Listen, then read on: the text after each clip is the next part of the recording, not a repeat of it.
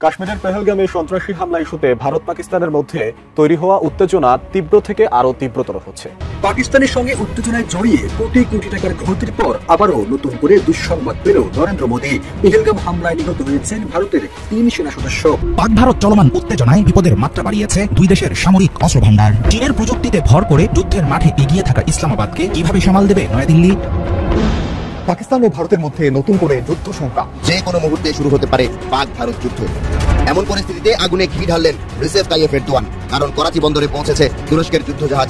পেহেলগাম ইস্যুতে ভারত পাকিস্তান উত্তেজনা যেন কোনোভাবেই থামছে না। সীমান্তে দুই বাহিনীর মধ্যে টানা 10 দিন ধরে চলছে গোলাগুলি ও কাশ্মীরে নিহত হয়েছেন 3 ভারতীয় সেনা।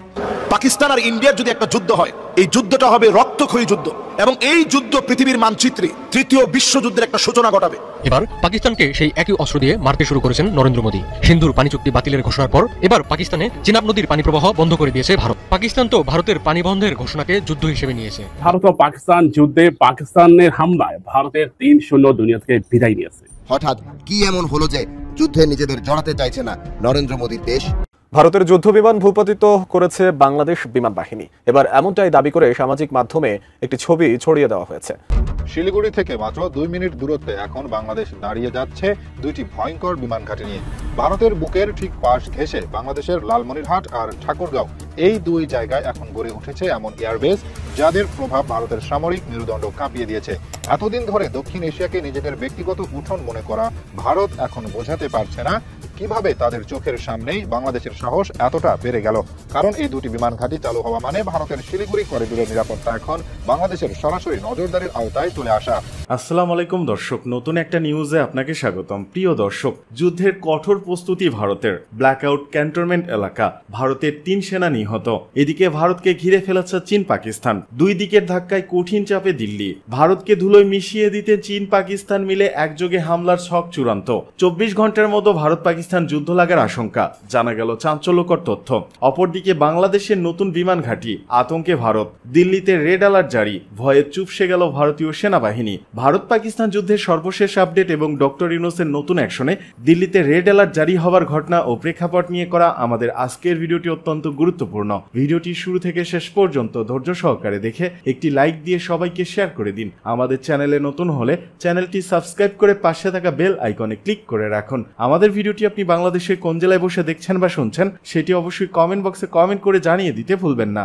পাকিস্তানের সঙ্গে উত্তেজনায় জড়িয়ে কোটি কোটি টাকার ক্ষতির পর আবারও নতুন করে দুঃসংবাদ পেল নরেন্দ্র মোদী। পেহেলগাম হামলায় নিহত হয়েছেন ভারতের 3 সেনা সদস্য। পাকিস্তানের সঙ্গে উত্তেজনায় জড়িয়ে এভাবে একের পর এক বিপদের মুখে ভারত। এতে পাক ভারতের সম্পর্ক একেবারেই তলানিতে গিয়ে ঠেকেছে। এরই মধ্যে ভারতীয় সেনারা ব্ল্যাক আউট মহড়া দিয়েছে। তবে কি যুদ্ধ শুরু হবে যে কোনো সময়? ভারত পাকিস্তানের পাল্টাপাল্টি হুমকি ধমকিতে ক্রমে বাড়ছে আরো উত্তেজনা। মধ্যরাতে কাশ্মীর সীমান্তের নিয়ন্ত্রণ রেখায় গোলাগুলির ঘটনাও ইঙ্গিত দিচ্ছে যে কোনো সময় বাঁচবে যুদ্ধের দামামা। এরই মধ্যে ব্ল্যাক আউট মহড়া করেছে ভারতীয় সেনারা, যা যুদ্ধ শুরুর আগে করা হয়। রাত 9টায় পাঞ্জাবের ফিরোজপুর সেনানিবাস এলাকা ঘন অন্ধকার করে রাখা হয়। মহড়া শুরুর আগ মুহূর্তে পুরো এলাকায় সাইরেন বেজে ওঠে। এরপর নিভিয়ে দেওয়া হয় সমস্ত আলো। নাগরিকদের আগে থেকে এই ব্ল্যাক আউটের মহড়ার ব্যাপারে আশ্বস্ত করা হলেও থমথমে বিরাজ করে পুরো এলাকা, এমন তথ্য জানিয়েছে ইন্ডিয়া টুডে। ভারত পাকিস্তানের মধ্যে সংঘটিত যুদ্ধগুলোর সাক্ষী হয়েছিলেন যারা, তাদের অনেকের মধ্যে রয়েছে অজানা এক আতঙ্ক। এই মহড়ায় তারা যুদ্ধের মতো রূপরেখা দেখতে পাচ্ছেন। পাক ভারতের এমন উত্তেজনায় সবচেয়ে বেশি ক্ষতিগ্রস্ত হয়েছে ভারতের ব্যবসায়ীরা। তারা ক্ষোভ প্রকাশ করে বলেন, পেহেলগাম হামলার মতো ঘটনা যখনই ঘটে সীমান্তবর্তী এলাকার বাসিন্দাদের এর ফল ভোগ করতে হয়। ব্যবসা অদৃশ্য হয়ে যায়, বিনিয়োগকারীরা আতঙ্কে থাকে, অর্থনৈতিক অবস্থা আরো খারাপ হয়ে যায়। পাক ভারত চলমান উত্তেজনায় বিপদের মাত্রা বাড়িয়েছে দুই দেশের সামরিক অস্ত্র ভান্ডার। আগের চাইতে আধুনিক হওয়ার কারণে এবার যুদ্ধ লাগলে ভয়াবহ হবে ঝুঁকির মাত্রা। চীনের ঘনিষ্ঠ মিত্র পাকিস্তান 2022 সাল থেকে হাতে পেয়েছে PL-15 মিসাইলবাহী অত্যাধুনিক চীনা যুদ্ধ বিমান J-10C। অন্যদিকে 2019 সালে পাকিস্তান ও ভারতের পাল্টাপাল্টি বিমান হামলার সময় ভারতের একমাত্র ভরসা ছিল পুরনো রুশ যুদ্ধ বিমান। তবে এখন দেশটির ভান্ডারে আছে ফ্রান্সের তৈরি শক্তিশালী ফাইটার জেট রাফাল। নিরাপত্তা বিশ্লেষকরা বলছেন, পুরো দস্তুর সংঘাত শুরু হলে নিজেদের F-16 নয় বরং চীনা J-10 দিয়েই আক্রমণ চালাবে পাকিস্তান। চীনের প্রযুক্তিতে ভর করে যুদ্ধের মাঠে এগিয়ে থাকা ইসলামাবাদকে কিভাবে সামাল দেবে নয়াদিল্লি?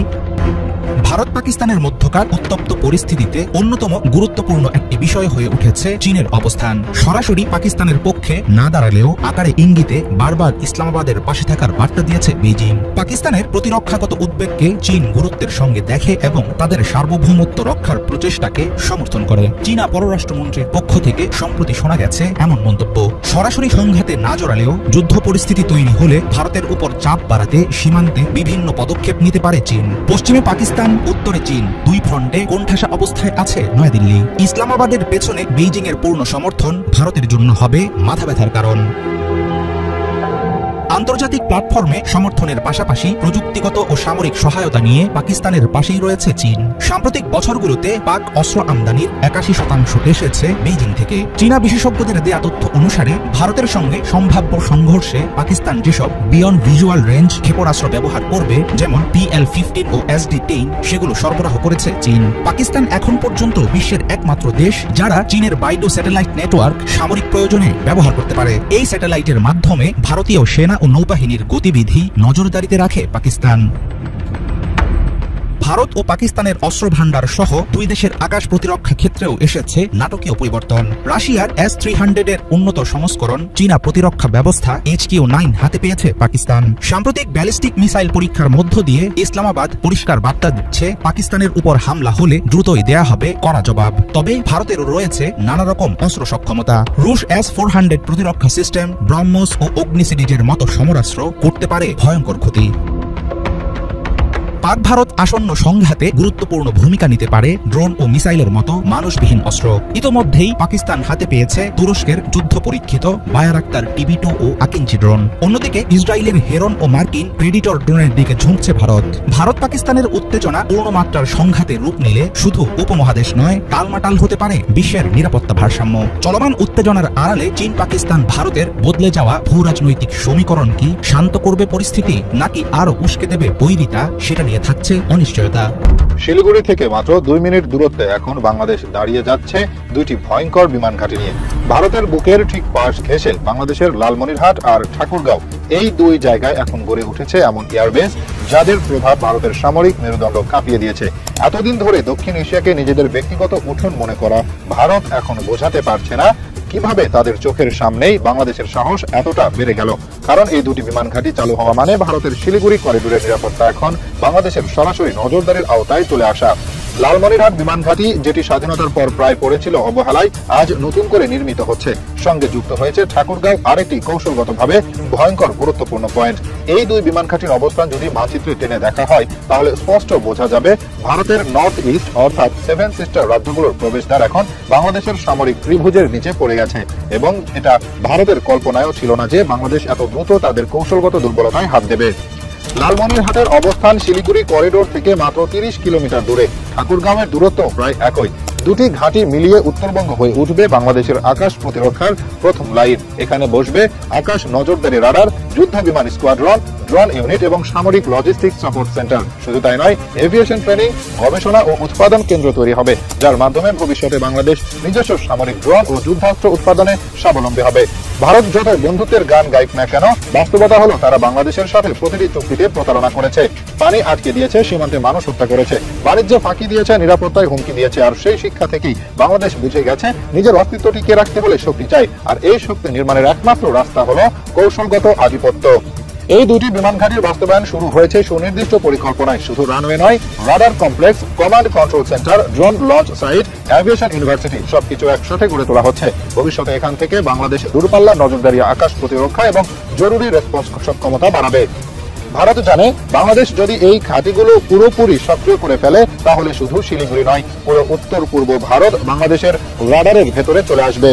এখন বাংলাদেশ শুধু সীমান্ত পাহারা দেবে না, এখন বাংলাদেশ আকাশে চোখ রাখবে এবং প্রয়োজন হলে আকাশ থেকে শত্রুর বুক ভেদ করে জবাব দেবে।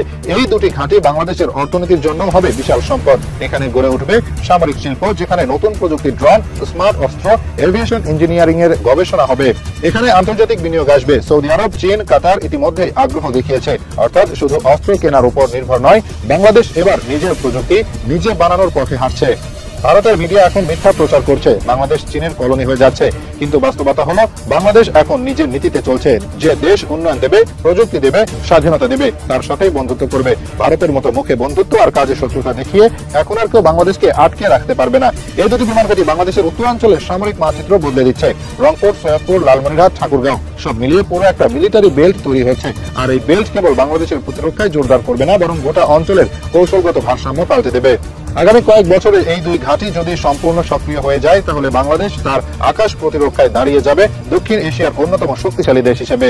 এবং তখন ভারত যে নিজের সুবিধা মতো বাংলাদেশকে ব্যবহার করত, সেই সুযোগ শেষ হয়ে যাবে। শিলিগুড়ির গলা বরাবর এখন বাংলাদেশের আকাশ থেকে বজ্রপাত নেমে আসবে। বাংলাদেশ জানিয়ে দিয়েছে, এবার আমরা শুধু বাঁচবো না, এবার আমরা প্রতিরোধ করব।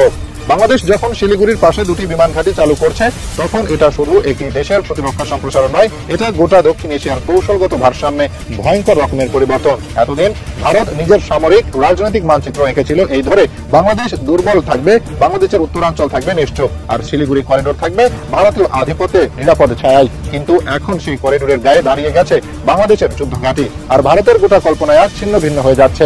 বাংলাদেশ বুঝে গেছে যতদিন ভারতের কথায় চলতে হবে, ততদিন দেশের নিরাপত্তা বলে কিছু থাকবে না। তাই এবার আর কোনো প্রতিরক্ষা নয়, সরাসরি আঘাত হানার প্রস্তুতি নিচ্ছে বাংলাদেশ। এই দুটি বিমান ঘাঁটির মাধ্যমে বাংলাদেশ শত্রুর ধারে নিঃশ্বাস ফেলতে পারবে। ভারত জানে বাংলাদেশের ঘাঁটি যদি একবার চীনের প্রযুক্তি, সৌদি বিনিয়োগ কিংবা স্থানীয় সক্ষমতায় পূর্ণ সক্ষম হয়, তাহলে ভারতের জন্য পুরো উত্তর পূর্ব সীমান্ত হয়ে যাবে এক্সপোজড ওয়ার জোন। এখনো পর্যন্ত ভারত এই অঞ্চলে সবসময় খেলেছে দুর্বল প্রতিবেশী তত্ত্বে। তাদের পুরো নীতি ছিল বাংলাদেশ যেন শিলিগুড়িকে কৌশলগত দুর্বলতা হিসেবে ব্যবহার না করতে পারে। কিন্তু এখন বাংলাদেশ আর চুপ নেই। শিলিগুড়ি এখন কোনো দুর্বল পয়েন্ট নয়, এটা এখন বাংলাদেশের প্রতিরোধ ঘাঁটির ছায়ায় আসা এক সামরিক দুর্বলতা। যদি বাংলাদেশের এই বিমান ঘাঁটিতে বসানো হয় drone squadron, AEW&C system, long range radar এবং মিসাইল ডিফেন্স ইউনিট, তাহলে ভারতীয় আকাশসীমা প্রতিদিন স্ক্যান হবে। তাদের প্রতিটি যুদ্ধ প্রস্তুতি, সামরিক ট্রেনিং, কনভয় মুভমেন্ট রাডার ব্যান্ডে ধরা পড়বে। বাংলাদেশের পর্যবেক্ষণে এটি শুধু যুদ্ধের প্রস্তুতি নয়, এটি মনস্তাত্ত্বিক প্রতিরোধ। আর এই মানসিক যুদ্ধে ভারত হেরে গেছে, কারণ তারা কখনো কল্পনাও করেনি বাংলাদেশ এত দ্রুত এমন ঘাঁটি তৈরি করে ফেলবে। আর ইন্ডিয়ার যদি একটা যুদ্ধ হয়, এই যুদ্ধটা হবে রক্তক্ষয়ী যুদ্ধ, এবং এই যুদ্ধ পৃথিবীর মানচিত্রে তৃতীয় বিশ্বযুদ্ধের একটা সূচনা ঘটাবে। বর্তমান পৃথিবীর যে একটা অবস্থায় এখন পৃথিবী আছে, তৃতীয় বিশ্বযুদ্ধের একেবারে নখদর্পণে, একেবারে দ্বার প্রান্তে পৌঁছে গেছে। শুধু ঘন্টাটা বাজার বাকি আছে। ফিলিস্তিনের ইস্যু আজ পর্যন্ত সমাধান হয়নি। সিরিয়ায় 12টা বছর ধরে মুসলমানরা মার খেয়েছে, এরপর একটা সমাধানের পথ আসছে। এখন যে নতুন একটা মোড় নিতে যাচ্ছে, পাকিস্তান আর ভারতের একটা যুদ্ধের যে সম্ভাবনা দেখা দিয়েছে, আমরা দেখেছি ভারত অলরেডি নতজানু হয়ে যাচ্ছে। যারা বাংলাদেশকে 3 মিনিটে দখল করবে বলে বাংলাদেশকে হুমকি দেয়, 3 মিনিট সময় লাগবে বলে যারা বাংলাদেশকে হুমকি দেয় যে বাংলাদেশকে 3 মিনিটে দখল করব, তাদেরকে শুনিয়ে দিতে চাই, মুসলমানরা এমন এক জাতি, সংখ্যা দিয়ে দুনিয়াতে মুসলমানদের কোনো বিজয় আসেনি। আপনি হিস্ট্রি ঘেটে দেখেন, ভারতকে যে আমরা বিজয় অর্জন করে শাসন করেছি, 17 জন মুসলমান মোহাম্মদ বিন কাসেমের নেতৃত্বে 17 জনকে দিয়ে একটা বিজয় বিপ্লব আসছে। সুবহানাল্লাহ বিহামদি। সারা পৃথিবীর হিস্ট্রি ঘাটলে দেখা যায় মুসলমানদের প্রত্যেকটা বিজয় এমন বিজয় ছিল, সংখ্যা দিয়ে আসেনি। আল্লাহ তাআলা বিজয়গুলো দিয়েছেন নিজ হাতে, আল্লাহ তাআলা দিয়েছেন। ইয়ারমুকের যুদ্ধে রোমকদের বিরুদ্ধে লড়তে গিয়ে মুসলমান ছিল মাত্র 36,000, অপোজিটে রোমক সম্রাটের সৈন্য সেই সময়ের সবচেয়ে সুপার পাওয়ার আমেরিকা বর্তমান যেমন, তারা ছিল ঠিক সেই সময় তেমন। এরা যখন লড়তে গিয়েছে মুসলমানের সাথে 2,40,000, আমরা 36,000। যখন মুসলমানের সঙ্গে লড়বে, চীনের কাছে সাহায্য চেয়ে তখন একটা চিঠি লিখলো যে তুমি কিছু সৈন্য পাঠাও। এই চিঠি লিখছে রোমের সৈন্যরা, রোমকরা, তাদের সৈন্য লাগবে, অথচ আমরা মুসলমানরা 36,000। চীনের সম্রাট উল্টা লিখে পাঠাইলো ইন্না কাউমান লাউ আরাদু আন ইয়াখলা আল জাবাল লাখলাউ। মুসলমান এমন এক জাতি, এরা যদি পাহাড়কে লক্ষ্য করে বলে সর, সর বলতে দেরি হবে, পাহাড় সরতে দেরি হবে না। সুবহানাল্লাহ। চিন্তা করেন ইমানি হিম্মত কাকে বলে। আমরা তো সেই জাতি, পাহাড় যদি সরে যায়, মুসলমানরা ছিল সেই জাতি যাদের কথায় পাহাড় সরে যেত। আজকে বড় আফসোস, আমরা এখনো অস্ত্র মিলাই যে আমাদের কয়টা অস্ত্র, কয়টা ক্ষেপণাস্ত্র, কয়টা কি আছে, এটার সঙ্গে আমরা পারবো কিনা। এই জন্য দুনিয়াতে আমরা মার খেয়ে যাচ্ছি। ইমানের পথ থেকে আমরা অনেক দূরে চলে গেছি। পাকিস্তানের সেনাপ্রধানের বক্তব্য সারা দুনিয়াকে প্রভাবিত করেছে, সারা দুনিয়ার ভিতরে একটা নতুন মোড় নিয়েছে। সেনাবাহিনী যে বক্তব্য দিয়েছে, সুবহানাল্লাহ, আমার কাছে তো মনে হয় এদের কাছ থেকে অনেক কিছু শেখার আছে। যে বক্তব্যের ভিতরে একটার পর একটা তিনি কোরআনের আয়াত কোট করেছিলেন, ইমানি হিম্মত বৃদ্ধি করে দেয় এমন একটা বক্তব্য দিয়েছেন। আমরা বলবো অবশ্যই মুসলমানরা কখনো ভীত হতে পারে না। ভীতি এটা মুসলমানদের সংবিধানে নেই। আমরা দুনিয়া আসছি একবার, চলেও যাব, যাওয়ার জন্যই আমরা আসছি। তবে ভারতের সঙ্গে আমাদের বিজয়, এটা চূড়ান্ত বিজয় হবে। নবীজি বলেছেন রক্তগুলা টাকনো পর্যন্ত চলে যাবে, এরপরে মুসলমানদের বিজয় আসবে। এই বিজয় আসবে আসবে, রাসূলুল্লাহ বলে গেছেন। অনেকে, আমি মুসলমানদের মধ্যে এমনও লোকদেরকে দেখেছি যারা এই সমস্ত কথাগুলো প্রচার করতে চান না এবং মনে করেন যে এগুলো বলার দরকারটা কি। এগুলো বলার দরকার এই জন্যে আমরা যেন আমাদের ইমানি হিম্মতকে হারিয়ে না ফেলি। মুসলমান বিজয়ের জাতি, বীরের জাতি, এই হিম্মত যেন আমরা হারিয়ে না ফেলি। আমি বলবো অবশ্যই মুসলমানের সেই বিজয়টা খুবই অতি সন্নিকটে। নাসরুম মিনাল্লাহি ওয়া ফাতহুন করিব। অবশ্যই আল্লাহ তাআলা অবিসম্ভাবী বিজয় দান করবেন এবং অতি সন্নিকটে এই বিজয় আমাদের আসবে ইনশাআল্লাহ। আল্লাহ রাব্বুল আলামিনের কাছে বিজয় চাই যারাই আমাদেরকে ধ্বংস করার অপচেষ্টা চালায়, এদের হেদায়েত কামনা করি। যদি হেদায়েত না থাকে, এদের ধ্বংস কামনা করতে চাই। যারাই দুনিয়াতে মুসলমানদেরকে মারছে, সামনের আযাব আল্লাহর তরফ থেকে আসবে। কোথাও দাবানল আসবে, কোথাও ভূমিকম্প হবে। পূর্ব দেশের দিকগুলোর জন্য ভূমিকম্পের প্রবল সম্ভাবনা।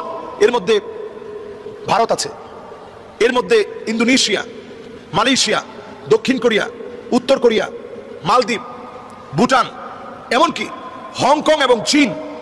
নবীজি বলছেন পূর্ব দিকে অনেকগুলো ভূমিকম্প হবে। এজন্য এই সময় নিজেদের ইমানকে মজবুত করেন। এই সময় বিজয়ের জন্য সবচেয়ে বড় হাতিয়ার হবে ইমানি হাতিয়ার। এদিকে পাকিস্তানের যে গোপন অস্ত্র ঘুম কেড়ে নিচ্ছে ভারতীয়দের। কাশ্মীরের পেহেলগামে সন্ত্রাসী হামলার পর ভারত ও পাকিস্তানের মধ্যে সামরিক উত্তেজনা মারাত্মক রূপ নিয়েছে। সীমান্তে টানা 11 দিন ধরে গোলাগুলি, যুদ্ধের আশঙ্কা, পাল্টাপাল্টি প্রস্তুতি সবকিছু মিলিয়ে দক্ষিণ এশিয়ায় আবারও যুদ্ধের আশঙ্কা ঘনীভূত হয়েছে। এই উত্তপ্ত পরিস্থিতিতে ভারতের প্রতিরক্ষা বিশ্লেষকদের মধ্যে নতুন উদ্বেগের জন্ম দিয়েছে পাকিস্তানের একটি আধুনিক অস্ত্র, airborne early warning and control system বা এওএক্স। এটি বিমানে স্থাপিত একটি রাডার সিস্টেম, যা আকাশে ভাসমান অবস্থায় শত্রু বিমান, ক্ষেপণাস্ত্র ও অন্যান্য হুমকি শনাক্তে অসাধারণ দক্ষতা রাখে। পাকিস্তানের হাতে থাকা 11টি AU&C বিমানে সুইডেনের উন্নত ইরিকসন ইরি রাডার সজ্জিত।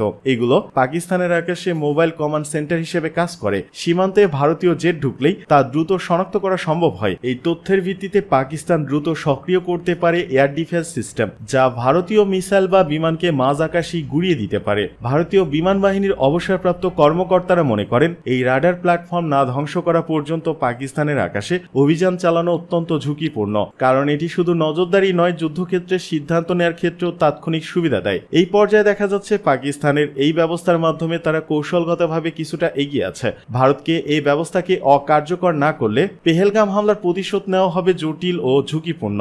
দক্ষিণ এশিয়ার আকাশে এখন শুধু যুদ্ধবিমান নয়, তথ্য প্রযুক্তি ও রাডার ক্ষমতার লড়াইও চলছে।